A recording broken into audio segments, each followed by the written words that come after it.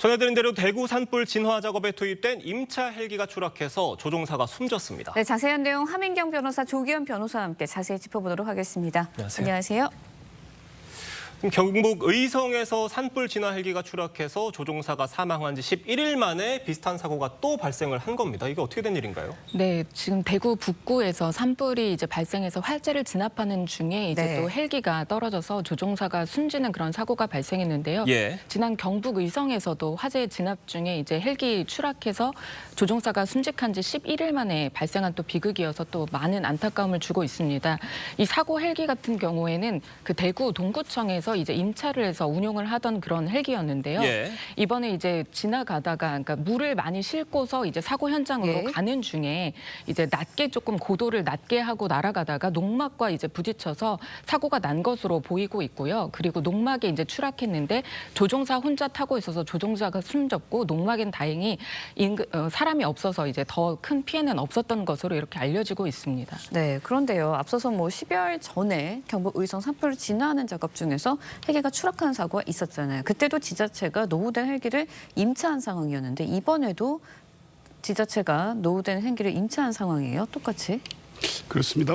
산림청이 보유한 헬기도 그렇고요. 지자체가 보유하고 있거나 임차한 헬기의 그 노후화 문제는 계속 제기되고 있습니다. 보통 20년, 30년, 40년 넘은 헬기까지 지금 운영되고 있고요.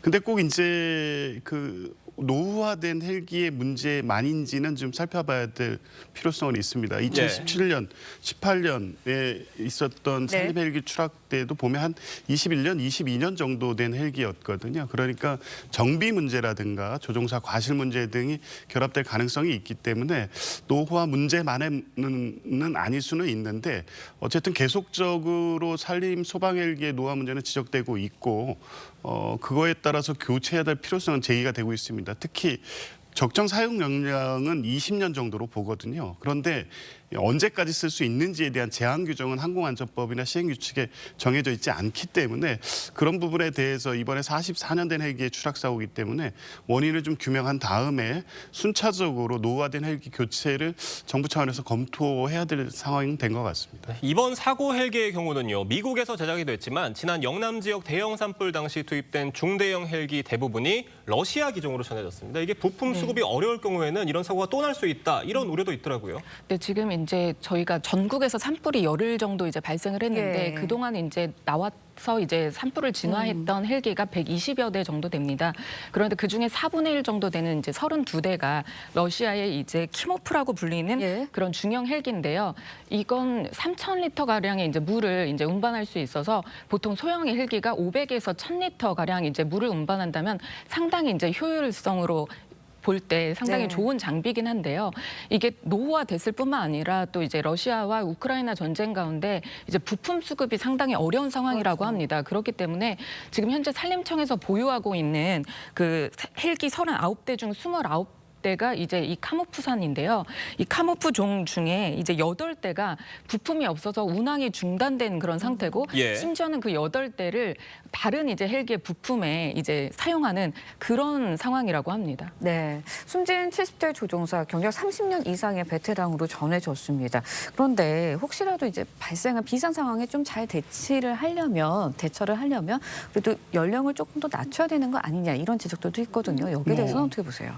그런 문제가 나올 수밖에 없을 것 같습니다. 다만 아직 사고 원인이 규명되지 않은 상태이기 때문에 이 베테랑 조종사라는 점을 고려했을 때 연령에 의해서 찾아온 어떤 과실인지 이런 부분하고 그 인과관계는 좀 살펴봐야 될 것 같습니다. 그런데 항공안전법상의 이 항공조종사도 그렇고 관련된 그 나이의 하한 기준, 그러니까 몇 세부터 자격을 취득할 수 있는지만 정해져 있지 이 상한 기준은 없으니까 몇 세까지 조종할 수 있다 이런 거는 없고 또 일종의 보수 그 규정, 그러니까 어느 시기마다 한 번씩 조종 능력에 대해서 점검하고 확인하고 자격증 재발부를 검토하는 부분도 운전면허 단순 비교하기는 어렵습니다만 기준에 비추어서 다소 이 규정 자체가 미비한 것도 사실인 것 같아서요. 이번에 사고 원인이 이 조종자 과실인지 여부까지 좀 확인이 된다고 하면 항공안전법상의 조종사의 어떤 자격 기준이라든가 이 비행 능력 이런 부분에 대한 점검, 제도 개선의 점검도 필요한 것 같습니다. 네. 다음 소식도 좀 짚어보도록 하겠습니다. 대만 타이베이시의 한 길거리에서 한국인 유학생이 묻지마 피습을 당하는 사건이 발생을 했습니다.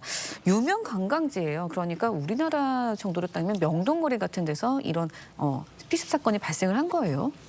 그렇습니다. 그럼 뭐 아마 한국인 관광객들이나 유학생들이 대만을 가면 꼭 찾는 곳 중에 하나인 시먼딩이라는 곳인데요. 예.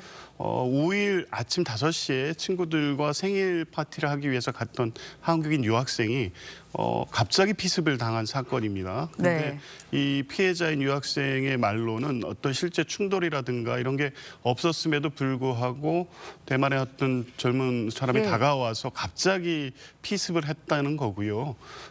확인해 보니까 이 가해자는 만취 상태였던 것 같습니다. 그리고 가해자는 뭐 한국인 유학생들이 일종의 시비를 걸었다라고 주장하고 있는데 피해 학생의 말로는 그런 충돌이 전혀 없는 상태에서 갑자기 피습을 당했다는 거고요. 예. 근데 다행히도 생명에는 지장이 없는 상태라고 합니다. 네. 피습당한 유학생 지금 구체적으로는 어떤 상태라고 하는 건가요? 네, 그 유학생의 SNS를 보니까 이제 많이 이제 상처는 아물었고 이제 많이 예. 치유 중이다 이렇게 얘기를 하면서도 상당히 좀 통증이 심해서 잠을 이루지 못하고 집 밖에 나가는 게 무서울 정도다. 그리고 또 다리가 떨릴 정도다. 이렇게 심정을 전하면서도 이제 또 도움과 많은 그 응원에 깊은 감사를 드린다 이런 이제 말씀도 전했습니다. 네, 알겠습니다. 굉장히 상황이 끔찍하지 않았을까라는 생각이 드는데 용의자는요 도주를 하다가 결국 30분 만에 경찰에 붙잡혔습니다. 아직까지 왜 이런 범행을 저질렀는지 구체적인 동기는 전해지고 있지는 않아요. 예, 일단은 만취 상태였다고 예. 하고요. 일관되게 진술하는 것 같지도 않습니다. 외국인 학생이 뭐 본인을 뭐 째려봤다라든가 예. 말다툼을 했다. 그래서 뭐 차에 있는 흉기를 가지고 와서 범행을 했다는 것인데 네. 일단 만취 상태였다는 거를 보면 또 피해 학생 같은 경우에 특별히 이 가해자와 어떤 충돌이 있거나 갈등이 있었던 상황이 아니었다고 하는 걸 보면 이 가해자가 취한 상태에서 일방적 범행을 한 게 아닌가 싶고요. 네. 그 대상이 외국인, 특히 뭐 한국이라는 걸 특정해서 한 것인지 아니면 그 상황에서 그냥 대상이 보여서 그 순간적으로 만취 상태에서 한 범행인지는 확인을 해야 되겠습니다만 어쨌든 우리 한국인 관광객이나 예. 유학생들이 자주 가는 곳이기 때문에 그러니까요. 사고의 원인, 가해자가 어떤 동기에서 이런 범행에 이르렀는지에 대해서는 철저한 조사가 필요하고 그에 따른 우리 유학생이라든가 관광객들의 대비는 필요할 것 같습니다. 네, 이런 유명 관광지에서의 비슷한 사건이 또 발생하지 않게 하기 위해서라도 뭐 어떤 현지 차원의 또 그리고 외교부 차원의 대책이 좀 필요할 것 같은데 어떻습니까? 네, 지금 이제 영사 차원의 이제 예. 노력이 지금 이루어지고 있는 것으로 보이고 있는데요. 일단은 경찰이 이게 살인 미수, 길거리에서 이런 흉악한 이런 사건이 일어났기 때문에 살인 미수와 또 공공위험죄로 검찰에 송치를 한 상태고요. 저희 영사에서도 이제 응급실로 이제 파견을 하고요. 그리고 또 긴급하게 이제 조속하게 수사를 해줄 것을 이렇게 요청을 한 상태라고 합니다. 네, 알겠습니다. 오늘 두 분 말씀은 여기까지 듣도록 하겠습니다. 감사합니다. 고맙습니다.